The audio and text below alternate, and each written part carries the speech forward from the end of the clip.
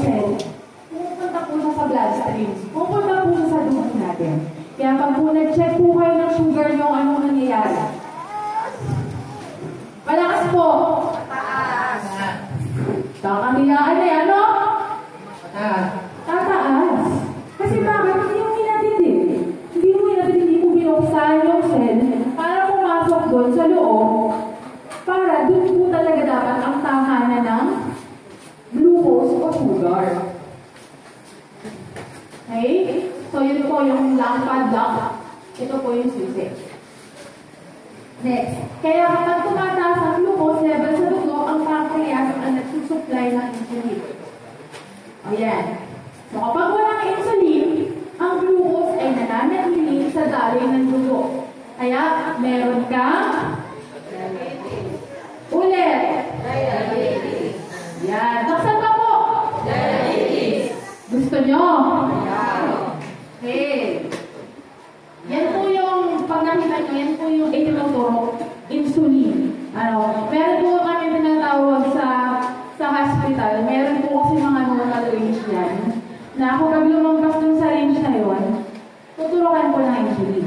So, dapat po, doktor po ang magsasabi na sa inyo, hindi po kayo mag-self-medicate dahil ang panganib po nan, babagsak po ang sugar nyo.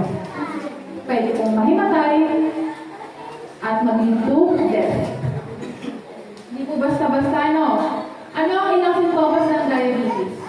Tatlo lang po muna ipapaalala ko sa inyo. Kasi kung kikita niyo po kanina, ang dami po nun. Diba? Malilito kayo. Ayaw po na nalilito kayo. Ito po kasi ang classic symptoms ng diabetes. Kung sa medical terminology po, tinatawag po namin na 3 P's. Tatlong P. Polyphagia, polyuria, and polydipsia. Ang polyphagia po ay palaging gutom. Sinabi ko po kanina sa inyo na yung cell, hindi po napapasok. Kapag hindi mo napasok yung cell, ano pong nangyayari? Walang laman, empty, di ba? Pag naggutom ang cell, gutom din po tayo. Kaya ang madalas, nagugutom. Sino palaging gutom? Ay, bata. Sino ba? O Marcy.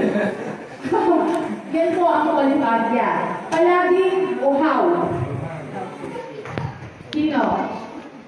Kaya po nangyayari yung palaging uhaw o polydipsia. Kasi po, yung kidney po natin, pag po tumataas yung sugar natin sa katawan o yung glucose, yung kidney po natin, pilit po yung tutulungan tayo para ilabas po yung glucose sa katawan. Natutulungan po kasi sila eh. Sabi ng kidney, hindi pwede yan.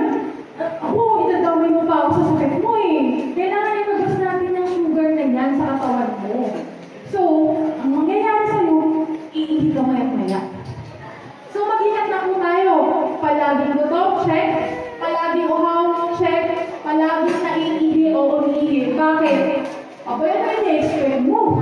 Palaging kang uhaw. Anong next? Wala kang naiihi. Kasi mo lalagay yun. Ano?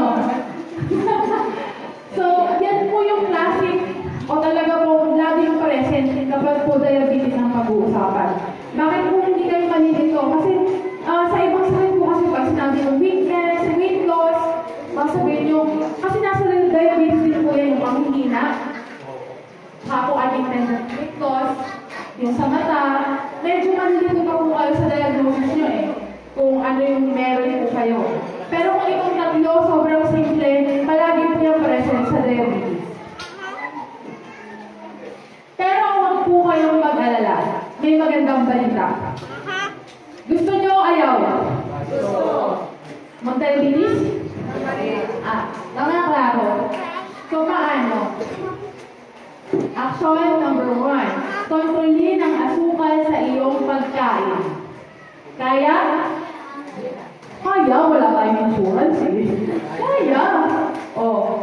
Gumamit ng whole grain cereal, whole wheat bread, at brown rice.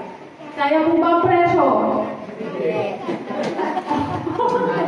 O real talk po, mahal po talaga yan. Gumamit ng whole grain cereal, magkano yan? Wala naman 50 pesos.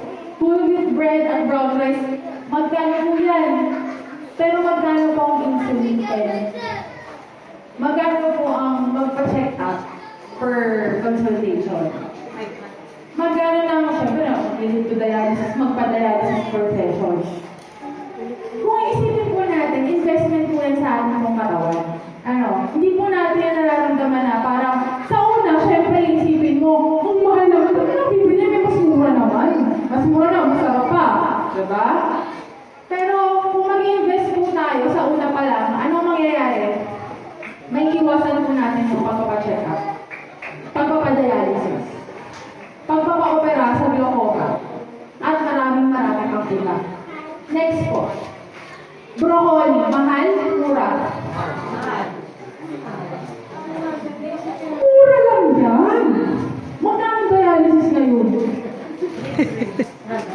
Magkano ang per session ng consultation? 800 to 1,000. Broccoli, magkano? Mura. Ganyan po tayo ngayon titingin sa mga pagkain nutrient, mga maraming nutrients. Lagi niyo po i-compare sa long term na pwede nyo na yung mangyari sa inyo. So, mura, mahal. Rich kid tayo ay mura. Bakit? Bakit po? Anong sabi sa broccoli? Ang mga gulay na hindi starchy tulad ng broccoli ay gumagawa ng mas kaunting glucose. Okay.